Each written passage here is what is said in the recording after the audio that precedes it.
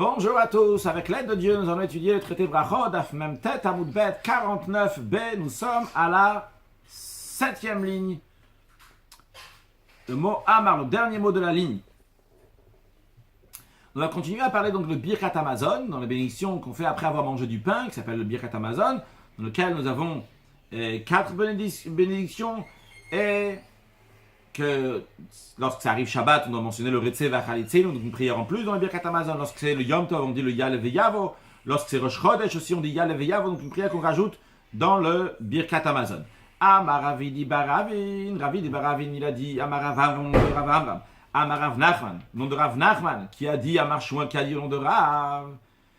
Tav, le Isker Shel Rosh Chodesh Bitfila. S'il s'est trompé, il n'a pas mentionné Rosh Chodesh dans la prière. Lorsqu'on fait la prière donc de la Hamida, on mentionne Yale Veyavo. Bien s'il a oublié, donc la Shachrit ou Mincha, bien Marzir Inoto, on le fait recommencer.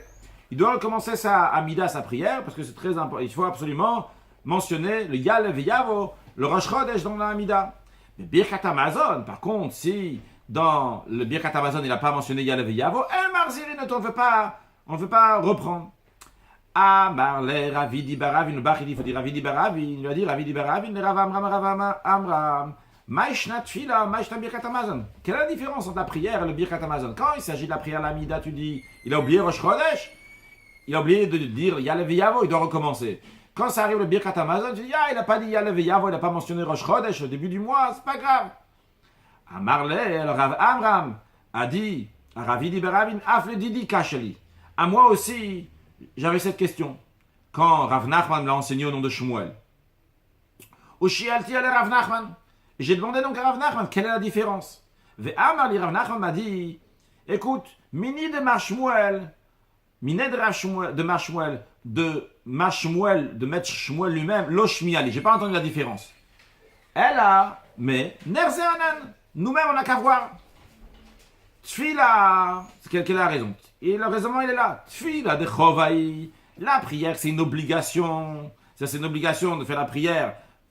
Shachrit, Mincha, etc. Donc tu as l'obligation de la faire et tu dois la faire comme il faut. Donc si tu as oublié le Rosh Chodesh, Marzir Inoto, tu recommences. Par contre, Birkat Hamazon, la bénédiction, donc Birkat Hamazon sur le pain que tu as mangé, sur le repas que tu as fait avec du pain, tu fais Birkat Hamazon après. De Ibai Achil, Ibai Lo Achil. Rosh Chodesh, tu n'es pas obligé de manger du pain.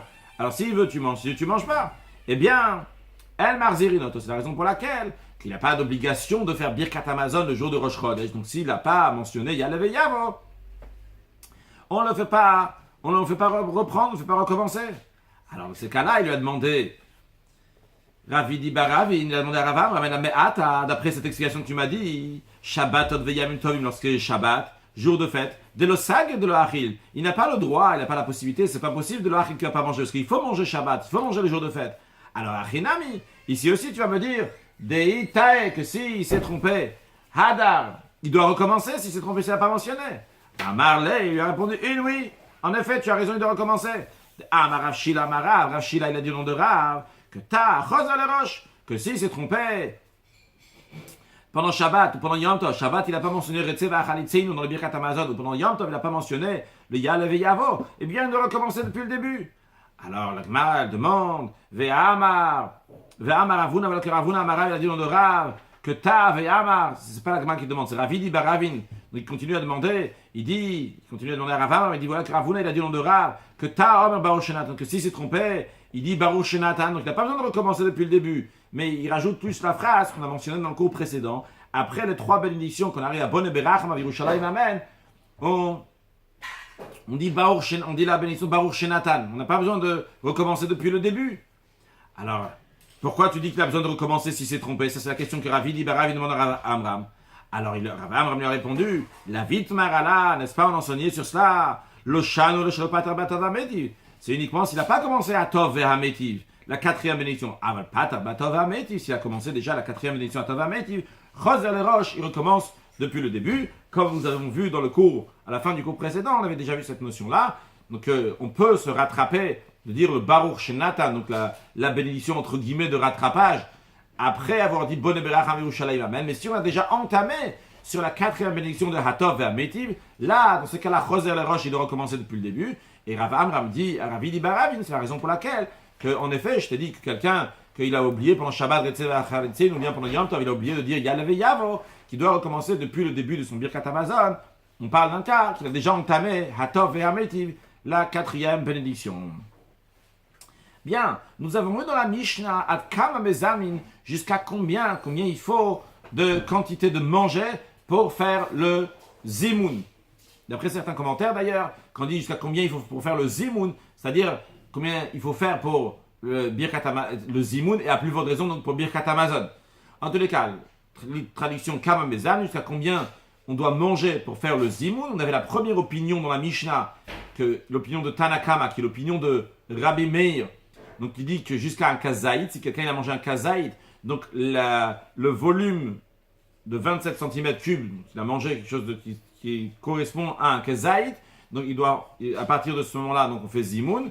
Et par contre, Rabbi Yehuda, c'est la deuxième opinion qui dit qu'il faut manger un kabetza, donc c'est le volume, la taille d'environ 55 cm3.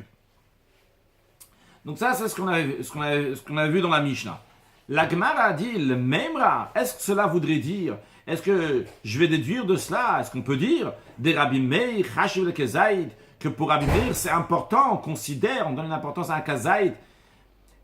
Donc on ne va pas traduire à chaque fois un Kazaïd, donc un Kazaïd c'est 27 cm3, et bien Rabbi Yehuda Kabetza, et Rabbi Yehuda Kabetza, donc la taille d'un œuf, donc environ 55 cm3. Donc on va employer le mot Kazaïd et Kabetza. A priori, donc, ce qu'on voit de la Mishnah, Rabbi Meir, lui, considère qu'un Kazaïd, waouh, ça c'est important, très bien, tu fais le Zimoun. Rabbi Yehuda, ça doit être un Kabetza. Plus à ce moment-là, tu fais Zimoun. Donc, sous-entendu que pour Rabbi Meir, c'est un Kazaïd, et pour Rabbi Yehuda, c'est un Kabetza. Gemara demande, voilà que c'est le contraire qu'on a appris d'eux, qu'on a entendu de Rabbi Yehuda et Rabbi Meir, le contraire. Où est-ce qu'on a vu le contraire? Ditnan, on a enseigné dans une Mishnah. Avant de faire la Mishnah, voyons le Rashi. Rashi nous ramène la Mishnah dans un peu plus d'intégralité que la Gemara, bien que ce n'est pas entier aussi non plus. Mais ce qu'on a besoin pour la suite, Mishiyatza Mirushalayim, Rashi nous dit. Ceux qui sont sortis d'Yerushalayim, les Elmine, avant ces mots-là, Mishiyatza Mirushalayim, ceux qui sont sortis d'Yerushalayim, avant ça, la Mishnah nous donne un contexte qui n'est pas ramené dans la Gemara, que Rashi nous ramène. Maïre, on parle, Haolech Lishrotet Piso. C'est la veille de Pessah, c'est le 14e jour du mois de Nissan. La personne va faire son sacrifice de Pessah. Quand on fait le sacrifice de Pessah, la Torah interdit qu'on a du chametz, du levain, tout ce qui est fait à base des 5 céréales qui ont été en contact avec l'eau pendant plus que, à partir de 18 minutes, donc ça considère du chametz, du levain. On n'a pas le droit d'avoir du levain chez soi pendant Pessah, et même pour faire mon sacrifice de Pessah, la veille de Pessah, j'ai plus le droit d'avoir de chametz chez moi. Si j'ai du chametz qui m'appartient, je n'ai pas le droit de faire mon sacrifice de Pessah. Encore une chose avant de continuer sur le texte, que d'après la Torah, je peux faire un bitoul. La Torah dit tâche bitou sur le batechem, annuler le chametz de chez soi à la maison. C'est quoi? Je peux rester là, avoir ici sur tous les étagères, j'ai du chametz, je dis j'annule tout ça, je le rends hefker, ça m'appartient pas, je suis pas intéressé, et c'est bon. Je peux faire mon Pessah ici à la maison, et tout ça, ça m'appartient pas, celui qui veut, il peut venir le prendre. J'ai fait la mitzvah de tashbitus, ça s'appelle annuler le chametz. Les chachamim, les sages, ont instauré qu'il faut faire biur chametz, prendre le chametz et l'éliminer de chez soi. Alors maintenant, on parle de quelqu'un, haolech lishrotet piso sur le texte, il va faire la shrita de son sacrifice de Pessah, abattre son sacrifice, faire la mitzvah la veille de Pessah. Veniskar, il s'est souvenu, sheshto chametz betor beto, oh, j'ai du chametz chez moi à la maison. Alors, im yachol larzor levar, s'il a le temps de repartir chez lui à la maison, de faire le biou chametz, élimine le chametz, donc le brûler, ou d'autres moyens, en tout cas pour l'éliminer, velar le mitzvah, après repartir à sa mitzvah, donc la mitzvah qu'il est en train de faire. Il y a plusieurs sortes de mitzvahs qui sont mentionnées dans la Mishnah. Chez nous, je mentionne juste ici le sacrifice de Pessah, donc il repart après faire son sacrifice de Pessah. Yarzar viver, alors qu'il part chez lui à la maison, qu'il annule le chametz, et qu'après il revient faire sa mitzvah. De toute façon, il y a le temps, il pourra faire les deux très bien. Veim lav, s'il n'y a pas le temps, il va tel belibo, il annule dans son cœur. Il ne va pas faire le biou chametz, éliminer le chametz, juste il annule dans son cœur. Donc c'est un cas dans la Mishnah qui nous intéresse pour la suite. Un deuxième cas, quelqu'un qui sort de Yerushalayim.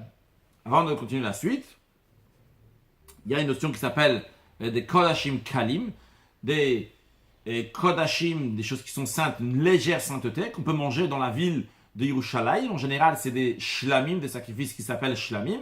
Donc on mange, mais il faut les manger dans la ville de Yerushalayim. Si on les sort de la ville de Yerushalayim, ils deviennent pasoul, ils deviennent inaptes, on n'a plus le droit de les manger maintenant. Qu'est-ce qu'il faut faire avec? Il faut les brûler. Mais comme on va voir, si je suis dans Yerushalayim même, je les brûle dans Yerushalayim. Si je suis à l'extérieur de Yerushalayim à un certain niveau, je les brûle à l'extérieur de Yerushalayim. On va voir exactement quoi. Voyons sur le texte de Rashi. Quelqu'un qui est sorti de Yerushalayim. Il se souvient, oi, j'ai de la viande sainte ici avec moi. Venifsal. Elle devient inhabitée parce qu'elle est sortie à l'extérieur de la muraille de Yerushalayim. Alors qu'est-ce qu'il fait cette personne? Voyons sur le texte d'Agmara maintenant.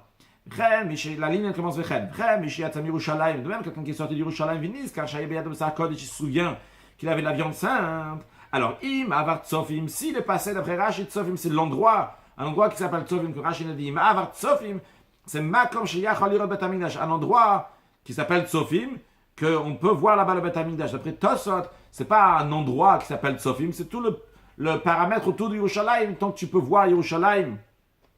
C'est tsofim, c'est voir. Par contre, si tu vois plus, tu as dépassé le tsofim.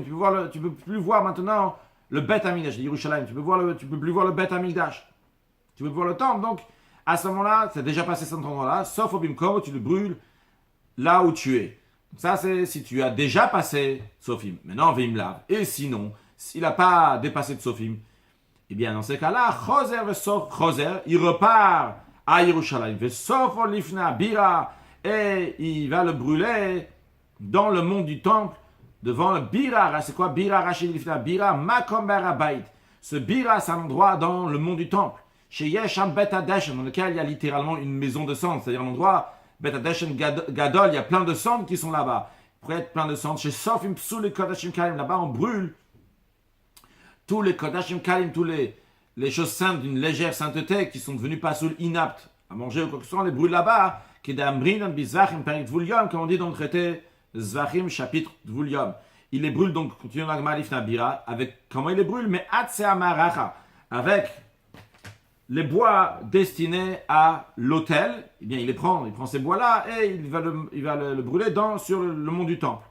Bien, dans le cas, qu'est-ce qu'on a vu ici? Que quelqu'un, si il a de la viande qui est Kodesh, qui est sainte, et il voit qu'il était à l'extérieur de Yerushalayim, il revient à Yerushalayim pour la brûler.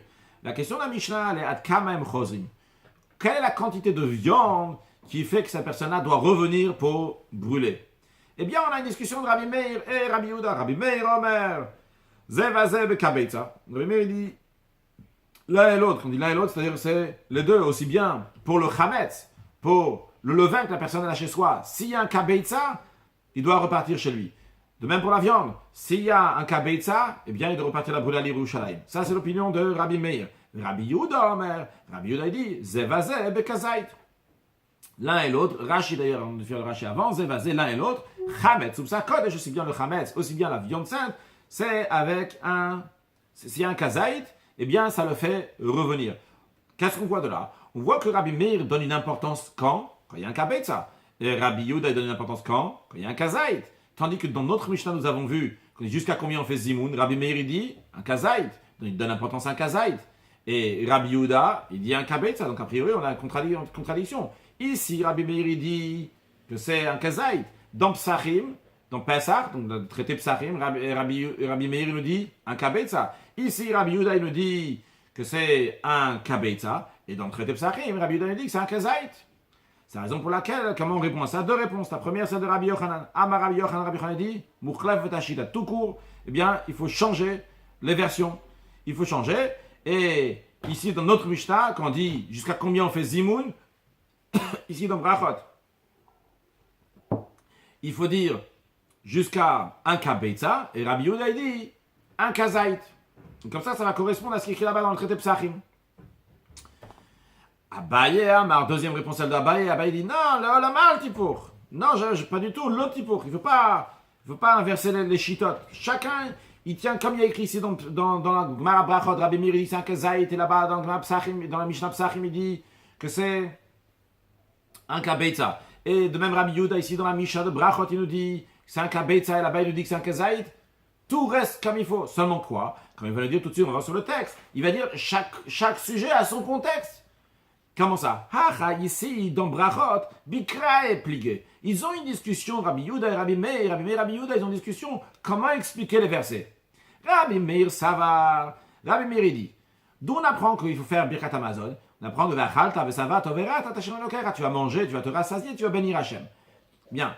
Avant de continuer, juste rappeler que ce verset-là qui dit Vachalta, Vesava, tu vas manger, tu vas te rassasier, il vient la suite du verset qui dit Eretz Chita Ora, Vegefen Ter Rima, donc une terre d'Akadosh Baruch Hu, il a donné au peuple juif dans lequel il y a du blé, de l'orge, des figues, des dattes, mais il parle aussi donc de l'olive qui fait de l'huile et aussi donc des dattes qui font et aussi du raisin qui fait du vin. Donc il y a aussi une boisson. Pourquoi je souligne ça? Tout de suite on va comprendre mieux Rabbi Meir. Rabbi Meir, il pense que ve'achalta, lorsque tu vas manger, zoachila, c'est manger. Ve'savata, lorsqu'il dit tu vas te rassasier, zoshtia, c'est pour les boissons, que les boissons aussi, après, tu dois faire la bénédiction après avoir pris de ces boissons, vu que la Torah, elle te parle de l'olive et du raisin avec lequel on fait des boissons. Alors pour ça aussi, il y a une bénédiction. Donc le ve'achalta, c'est pour le manger, et le ve'savata, le fait de se rassasier, cette notion-là, elle n'est pas pour se rassasier de manger. Cela fait allusion à des boissons. Donc, ve'achila, manger, bekazait. Ça suffit de manger, pour que ça soit considéré que tu as mangé, c'est dès que tu as pris un kazait. Par contre, Rabbi Yehuda, ça va. Rabbi Yehuda pense que l'explication du verset ve'achalta ve'savata est différente. Lui, il dit ve'achalta ve'savata, ça va en même temps. C'est achila sheyesh basfiya. Manger quelque chose qui va te rassasier. Ve'ezo, quand est-ce que quelque chose va te rassasier? Parce que les sages ont évalué, c'est un kabeitza, c'est manger un kabeitza. C'est la raison pour laquelle tu dis que pour faire zimoun, il faut un kabeitza. Rabbi Meir te dit, juste ve'achalta, un kazaït, c'est déjà suffisant. Juste manger, pas ve'savat, t'as pas besoin de se rassasier, parce que le ve'savat est sur quelque chose d'autre. Donc ça, ça concerne le contexte ici dans la Mishnah de Brachot. Abaye continue à expliquer comment on va expliquer dans Psachim. Il dit, hatam là-bas, dans Psachim, bisfer appliqué. Ils sont en discussion sur un raisonnement, comment voir les choses. Rabbi Meir, ça va. Rabbi Meir, il pense, chazarato ketumato. Quand on le dit de revenir, c'est pour la viande. C'est comme la même quantité que la nourriture peut prendre de l'impureté. Chazarato ketumato garsinan. Comme ça la version. Rashi nous explique. Shiur chazarato. Le fait de le faire revenir, que shiur tumato. C'est comme la quantité donc de Touma d'impureté. Midi de Chashiv le Inyan Touma. Vu que c'est important, c'est considéré pour l'impureté à partir de certaines quantités, on va voir dans l'instant, eh bien, Chashiv Zeleni Chazara, c'est aussi important pour le faire revenir. Et la Gemara explique Ma Toumato de la même manière quand la quantité donc pour l'impureté de quelque chose que mange, c'est Bekabeitza, c'est un Kabeitza. Afchazarato Bekabeitza, la manière aussi pour le faire revenir, c'est un Kabeitza. Juste à noter, je crois que je viens de dire que pour recevoir son impureté, donc il faut qu'il y ait un kabeitza. Ça c'est l'opinion de Rabbeinu Tam, c'est pas l'opinion de Rashi. Rabbeinu Tam, il dit que pour le manger, il va devenir impur, il a besoin d'un kabeitza. Et Rashi, il pense ailleurs, et c'est pas ramené ici, il pense que pour qu'il devienne impur, le manger, c'est même un peu moins que ça. Mais pour qu'il transmette de l'impureté, il faut que le manger, il a une quantité suffisante donc d'un kabeitza. Dans tous les cas, quelle que soit l'explication, tumato, c'est que Chazarato que tumato. On le fait revenir comme son impureté. S'il devient impur pour un kabeitza, alors on dit, ça c'est qu'il devient, il a cette importance-là, eh bien, vu qu'il est important pour l'impureté, eh bien, on le fait aussi revenir pour le brûler. Par contre, Rabbi Yehuda, ça va. Rabbi Yehuda, il dit non, ça va. Chazarato kisur. Lui pense que le fait qu'on le fait revenir, on regarde plutôt le isur, l'interdiction, de combien c'est interdit de manger, c'est à partir de quand il va être considéré qu'il a transgressé d'avoir mangé, transgressé, en tout cas qu'il sera puni pour avoir mangé quelque chose qu'il ne fallait pas. Maïsur bekazaïd, de la même manière que l'interdiction, c'est un kazaïd. Donc il va manger, donc c'est ça, à ce moment-là, c'est important. Que ce soit le chametz ou que ce soit le psar kodesh. La viande, c'est qu'il va manger un kazaïd. Afrazarat, on la manière aussi, quand on le fait revenir, c'est bekazaïd. S'il a un kazaïd, c'est déjà suffisant pour le faire revenir, pour le dire de revenir et le faire brûler. Donc c'est pour ça qu'Abaye dit, il ne faut pas inverser, il faut maintenir ici. Rabbi Meir il dit que c'est un kazaïd, parce qu'il pense que ve'achalta c'est juste manger. Rabbi Yehuda il dit c'est un kabeitza, pourquoi? Parce qu'il faut ve'savata. Là-bas dans Psachim, il faut maintenir que Rabbi Meir il dit un kabeitza, pourquoi? Parce que l'impureté, elle vient, en tant qu'elle passe à une autre chose donc, dans l'aliment donc par un kabeitza. Et Rabbi Yehuda il pense, vu que c'est interdit de manger, c'est l'interdiction de manger même un peu, en tous les cas, donc la punition de la personne, c'est considéré qu'il a mangé lorsqu'il a parti d'un kazaït, c'est la raison pour laquelle aussi qu'on le fait revenir. Si dès qu'il a un kazaït, tout de suite on le fait revenir pour le faire brûler. Continuons une nouvelle Mishnah. Mishnah nous dit Keitzad Mezamin. Comment on fait Zimoun ici, c'est-à-dire quel est le mot qu'il faut dire quand au moment on fait le Zimoun, quelle est la version, qu'est-ce qu'il faut dire. Alors la Mishnah répond que ça dépend combien de personnes il y a. Bishlosha, 6 sont 3, Omer Nevarer. Il dit Nevarer Shachal Mishelo, bénissons qu'on a mangé de ce que Akadosh Baruch nous a donné. Bishlosha Vehu. S'il y a 3, et aussi lui. Voyons Rashi. Encore un mot dans la Mishnah, pardon. Bishlosha Vehu, s'il y a 3 et aussi lui, Omer, il dit Baruchu. Il dit pas Nevarer, bénissons, mais il dit Baruchu, bénissez. Rashi, Bishlosha Vehu, Omer Baruchu. S'ils sont 3 et lui, ils disent Baruchu, bénissez. Pourquoi cette différence-là, s'il y a 3 ou s'il y a 4? Rashi dit, du moment où ils sont 4, parce que même sans lui, sans celui qui dirige le Zimoun, Ika Zimoun, il y a déjà le Zimoun, parce que le Zimoun, il fait avec 3 personnes. Et Rashi nous rajoute Vechen Kulam, de même dans la suite de la Mishnah, quand on va parler de 10, de 100, de 1000, de 10 000, etc., on va voir que s'il y a lui plus 1, et à chaque fois, donc, est-ce que c'est Nevarer que lui s'inclut, ou bien ils disent faites-vous? La différence, elle est, quand il peut faire lui tous, ça, lorsque ils sont pile 3, alors c'est Nevarer, dès qu'ils sont plus, à ce moment-là, les autres peuvent faire même sans lui, donc ils disent bénissez-vous cette expression-là. On verra un peu plus de détails dans la Gemara sur ça, mais tout simplement, on peut très bien comprendre la Mishnah comme ça. Bah, Sarah, la Mishnah continue, dit, si ils sont 10. Omer, il dit, Nevarech Elokeinu. Il ne dit pas juste Nevarech Shachal ou Michelo, bénédiction qu'on a mangé, Nevarech Elokeinu, il rajoute le nom de Dieu. Bah, Sarah avait où, si il y a 10 et lui, donc ils sont 11. Omer, Baruchu, il dit, bénissez Elokeinu. Après la Mishnah, elle dit, à partir de 10, qui a 10 ou bien qui a 10 000, eh bien, on garde toujours la même phrase, c'est Baruch Elokeinu, il n'y a plus de différence, ça reste toujours la même version. Donc il n'y a plus de la seule différence, c'est s'il y a 3, il y a 10, 11, mais après, il n'y a plus aucune différence. Bien. Et il y a 10, ils disent Baruch Elokeinu, s'il y a 11, ils disent Baruch Elokeinu, même s'il y a 1000, 10 000, etc. Donc ça, c'est la première opinion de la Mishnah. On a une deuxième opinion. Il n'y a pas écrit clairement ici dans la Mishnah que c'est une deuxième opinion. On le verra dans la Gemara. Rashi aussi nous le dira dans la suite de le dernier Rashi de la Mishnah. Faisons le deuxième Rashi de la Mishnah de Echad Asara ve Echad Asara Ribo. Klomar, c'est-à-dire Hakol Shave. Tout est égal. Bishirouyim Laskir Hashem. Du moment où ils peuvent mentionner le nom de Dieu. En Tsechim le Shanot. Il n'y a plus besoin de changer. Ou Bigmara, pareil, la Gemara demandera Hakatane Seifa. Voilà qu'on enseigne dans la Seifa, dans la fin de cette Mishnah qu'on n'a pas encore fait. On va la faire dans quelques instants. Hakatane Seifa. Non, on s'est dit dans la fin de la Mishnah, Bemei Avehu, que s'il y a 100, Omer, il dit une autre phrase, etc. Donc qu'est-ce qu'on dit? Que c'est tous les mêmes. Donc on vous a déjà avancé sur ce qu'on va dire dans la Gemara, qu'en effet la Gemara va dire, c'est une autre opinion. Continue notre opinion dans la Mishnah. Bemei, s'ils sont 100, ou Omer, il dit Nevarer Hashem Elokeinu.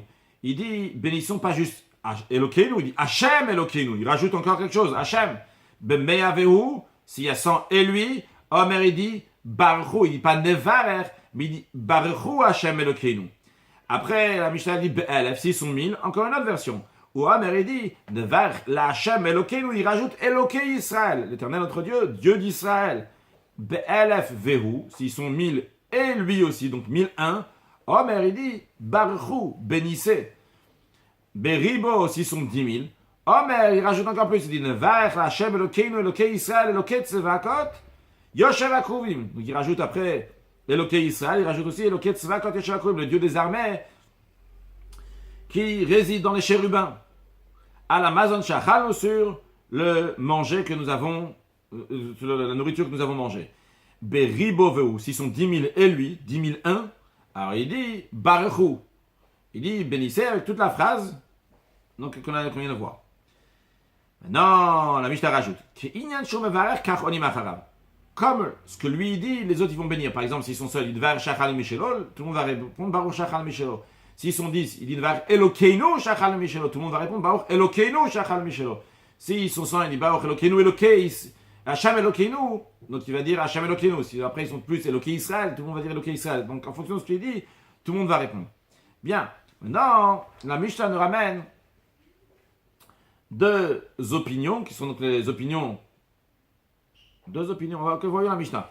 Rabbi Yosef Aglili Omer, Rabbi Yosef Aglili dit, les Firov Akal, de plus en plus qu'il y a de l'assemblée, ils font la bénédiction, une bénédiction qui est encore plus importante. Shenem, il y a écrit, Bemakelot, en assemblée, Bachu Elohim bénissez Hachem, Elohim, Hachem, Kor Israël, Dieu donc, qui est de la source d'Israël. Donc Rabbi Yosef Aglili, c'est clair, donc il va d'après la deuxième opinion qu'il y a dans cette Mishnah-là, que de plus en plus qu'il y a du monde, la bénédiction doit être plus importante. Il y a 3, il y a 10, il y a 100, il y a 1000, il y a 10 000. Donc telle est la différence.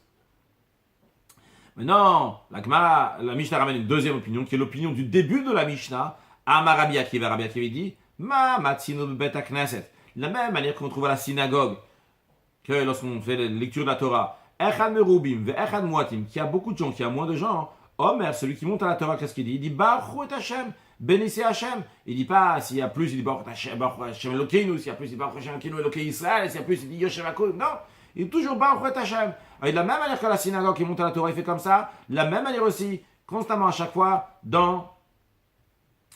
lorsqu'il est donc il est en train de faire Zimoun, il dit aussi la même phrase. Rabbi Ishmael Omer, Rabbi Ishmael il dit Baruch et Hashem Hamevorach. Il dit pas seulement Baruch et Hashem, bénissons Hashem, il dit Hamevorach, Dieu qui est béni. Je ne me rappelle pas si c'est dans Tosot que j'ai lu quelque part, donc il dit ici, c'est ça, dans le Tosot, le Olam Al Yotzi Adam Atzotominakla, cette idée-là, ce qu'il dit Hamevorach, quand il dit Hamevorach, il s'inclut aussi avec les autres en disant Baruch et Hashem Hamevorach, qui est béni. C'est pas juste, je vous dis Baruch et Hashem, bénissez-le, que moi je ne prends pas part en ça. Hamevorach, il est béni. On va voir plus de détails sur ça dans la Gemara aussi, sur comment s'associer avec les autres. Voyons le dernier rachid de la Mishnah, le Firov Akal Mevach, donc ça c'est l'opinion de Rabbi Yosef Aglili, qu'en fonction grand public qui est là, ils font la bénédiction. Que Moshe a marché, Shri ou Ben à la salle, de la même manière qu'il dit qu'il y a une différence entre 100 et 10, ou Ben Mea le Elef, et entre 100 et 1000, ou Ben Elef le Ribo, et qu'il y a entre 1000 et 10 000. Donc Rachid nous dit, Rabbi Yosef Aglili, c'est que Moshe Amar, comme on vient de dire dans la Mishnah, qu'il y a une différence. Ah, Rachid nous dit, c'est ça qu'on a enseigné au début de la Mishnah. Dans la première partie, on a dit, Echad Asara, Echad Asara Ribo, qui a 10 personnes, donc il y a 10 000 personnes. On fait toujours la même chose. Rabbi Akiva, et ça c'est l'opinion de Rabbi Akiva, des Amar qui dit, à la fin de la Mishnah qu'on vient de lire, Mamatzinu Bet Knesset, de la manière qu'on trouve à la synagogue, Meshigiou la salle, lorsqu'ils ont 10 personnes, En Chilou, qu'il n'y a pas de différence, Ben Rabbi, Ben Muatim, qui sont nombreux, ou qui sont peu, on fait toujours, donc la même Baruch et Hashem, bénissez Hashem, même s'ils sont 10 000, Afkan, ici aussi, En Chilou aussi, c'est dans le Zim où il n'y a pas de différence, et Rachid nous dit, Hachimuk la Bigma, comme ça dans la Gemara, on va faire tenir entre guillemets la Mishnah, nous dire que la première partie donc c'est l'opinion de Rabbi Akiva, et la deuxième partie de la Mishnah c'est l'opinion de Rabbi Yosef Aglili. On va conclure avec quelques mots, bien qu'on les reprendra dans le prochain cours sûrement. Amar Shmuel, Shmuel a dit, les olam al yotzi adam et tatsuminakal. Un homme ne doit jamais s'exclure du klal du public. C'est la raison pour laquelle Shmuel est en train de nous dire, Rashi, al yotzi et tatsum, fal picheba bao rachai lomar les shlosha baruch, ou bien que quand ils sont 4. Le 1, il peut dire aux 3, non, Baruch, bénissez-vous. Tovlo, c'est bien, c'est mieux, chez Yom Achis Nevarer, que nous allons bénir. Ve'al yotzi atzomikal amevachim, qui ne s'exclut pas de ceux qui bénissent Hachem. La Gemara demande, Tnan, on a enseigné dans la Mishnah qu'on vient de voir, Bishlosha ve'u, s'il y a 3 et lui, Omer Baruch, et Baruch, là, il s'exclut. Rashi, Tnan Bishlosha ve'u, on dit que s'il y a 3 et lui, et alors Rachid, c'est une question, ça veut dire que c'est mieux de dire Baruch que l'homme a Ravi Matem. Quand il dit Baruch, vous êtes nombreux, va filoni machem, si je ne suis pas avec vous, vous pouvez faire le zimoun parce que vous êtes déjà 3 même sans moi. Donc Baruch, la Mishnah dit que c'est bien de dire ça, donc pourquoi tu dis il doit dire Nevarer? La Gemara répond, mais il faut dire que Av Baruch, ce qu'on veut dire ici, on peut aussi dire Baruch, mais comme de toute manière, Nevarer, on nous dit Nevarer, c'est mieux. Rashi, Baruch Shapir Dam, est-ce qu'on te dit, il dit Baruch, c'est pas qu'il dit Baruch, il peut dire Baruch. Shapir Dam, c'est bien, c'est beau aussi. Ou mieux, cependant, Tov lo liot bichal mevachim, c'est mieux pour lui, qui va faire partie de ceux qui font la bénédiction avec les autres, lorsqu'il va pas juste dire Baruch, mais il va dire Nevarer. D'où on apprend donc l'importance que le Olam al Yotzi Adam Atzuminaklal, il ne faut pas s'exclure. De même chose aussi quand on fait des brachot, quand on bénit un autre juif, quand on bénit soi-même, on demande la bénédiction pour soi-même. Betor Klal Israël, dans le peuple juif, le rabbi faisait toujours attention, on dit Betor Klal Israël avec le peuple juif, quand on donne une bracha au rabbi ou quelqu'un, toujours Betor Klal Israël, avec tous les bénis Israël, que ce ne soit pas juste une bénédiction perso. Les Shamir ou Kutchabri ou Shrint Eliar, la Shamir qui bevar qui bichuda shlim Shem Kol Israël. Si on dit Shem Kol Israël, souvent donc on inclut aussi avec les autres. Voyons d'une halakha en Siman, dans les lois de Birkat Hamazon, donc Siman Kutzadik Bet, le Rabbi Yosef Karo nous dit comment donc on fait le Zimoun. Et il dit, s'ils étaient trois, ils doivent faire Zimoun. Un dit Nevar Shachal Mishelo, tout le monde dit Baruch Shachal Mishelo Tu Chayinu. Et lui il répète Baruch Shachal Mishelo Tu Chayinu. Et ils font le Birkat Hamazon. S'ils sont quatre, il peut dire Baruch Shachal Mishelo, mais il vaut mieux dire Nevarech, comme on a dit, pour ne pas s'exclure du public. Maintenant, s'ils sont 10, il faut mentionner le nom de Dieu et tout le monde va répondre Baruch Elokeinu. Après, il dit qu'il soit 10, ou qu'il soit 100, qu'il soit 1000 ou 10 000, c'est comme ça toujours, ils font la même bénédiction. Maintenant, le Mishnah Bro, il est dans le Baeret, il avait dit Nevarech, il est écrit dans le Zohar, qui veut dire Havlan Venivra. Pourquoi? Parce que chaque chose de Havlan, qu'on se prépare maintenant. C'est l'idée, pas la traduction, l'idée qu'on se prépare pour faire la bénédiction. Pourquoi? Parce que le sujet de Gdusha, de sainteté, ils ont besoin d'une Hazmana, qu'on se prépare pour le faire. C'est la raison pour laquelle on dit Rabbi Saïm Evan Benchen. Tout le monde répond Yehishem Hashem Evorach Matavadola. Mais en effet, la Mourazaken, dans le Sidour, lorsqu'on fait le Zimoun, il ramène donc cette version-là, il dit Havlan Venivrir. Donc, on se prépare, on va faire la bénédiction. Il ramène une parenthèse, Lashon Ashkenaz. Donc il dit Lashon Yiddish. On dit Rabbi Saïm Evan Benchen. On va faire la bénédiction. Donc à chaque fois qu'on peut faire la bénédiction, bénir à Kadosh Baruch ou Beravam avec 600 000 juifs, Bezrat Hashem, qu'on fera la bénédiction de Chacham Arazim lorsque Mashiach va venir. Un sujet de Chassidut, le rabbi précédent, Rabbi Yosef Yitzhak, dans le Mamarim, qui l'a dit lors de l'occasion de sa délivrance, le Yud Bet Tammuz, 12e jour du mois de Tammuz, les Mamarim qui sont liés avec Asara, Shiyoshim Voskim la Torah, 10 qui étudie la Torah, il parle de la particularité du 10. Déjà, on sait de manière générale que le 10, c'est le chiffre de la perfection. C'est d'ailleurs, si même toutes les opinions qu'il y a ici, que le 10 fois 10 fois 10, ça fait 100. Et quand il y a plus après, donc à chaque fois, c'est la perfection du 10. Si je ne me trompe pas, c'est le Maharsha qui dit ça. Il explique comment le 10 est de plus en plus parfait. Donc, il y a fois 100, d'où l'opinion qui n'est pas prise pour la halakha, mais en tous les cas, qui a quand même, évidemment, cette particularité. Donc, de 10, quand il explique là-bas, le rabbi précédent, que quand il y a 10 juifs, à ce moment-là, c'est considéré un pharesia, c'est quelque chose qui est fait de manière publique, et qu'il n'y a plus de différence. En ce qui concerne le pharesia, quelque chose qui soit fait de manière publique, c'est à 10 ou plus que 10. Vous voyez que dans le Berov Hadrat Melech, dans la royauté, dans rajouter du règne, l'importance au roi, quand il y a plus de monde, ça donne une importance, mais en tout cas, en ce qui concerne Asar Hashem Israël, quand il y a 10 juifs, ça correspond, il y a tout ici qui est déjà englobé, comme on retrouve aussi dans la paracha de Nitzavim, quand il y a Tamitzavim, Ayom, Lifnei Hashem Elokrem, Kulchem, vous êtes tous là, Chotevet Sechat, Shovemecha, depuis les têtes jusqu'à le coupeur de bois, le puiseur d'eau, on a tout le monde. Non, il y a 10 catégories qui sont là. Donc, une fois qu'il y a 10, il y a toutes les catégories qui sont là. Il y a tout le peuple juif qui est là. Donc, c'est la shlemut, c'est une shlemut. C'est la raison pour laquelle on fait, donc on rajoute encore plus dans le Elokeinu, Bezrat Hashem, qu'on peut faire des grands imouns avec le repas de Léviathan, le Shorabar, Yaina Meshumar, le repas qu'Akadosh Baruch va faire lorsque Mashiach va venir. Et à ce moment-là, à la fin, comme la Gemara elle dit, que David, on va chercher qui est-ce qui va faire le Zimoun, et finalement on va donner le verre à David, et David Amelech, li avarer, va ni avarer, ils disent, naï le varech, à moi ça correspond bien de faire la bracha, et c'est moi qui vais faire la bracha du Zimoun, et qu'en effet David Amelech, il va faire le Zimoun, David Amelech, donc David Malka Mashiach, le roi Mashiach, que ce soit déjà dès aujourd'hui, puisque de toute façon quand on finit de manger, un juif il a toujours encore faim, parce qu'il a encore faim pour le Léviathan de Sharabar, pour la Souda avec Mashiach now. Excellente journée.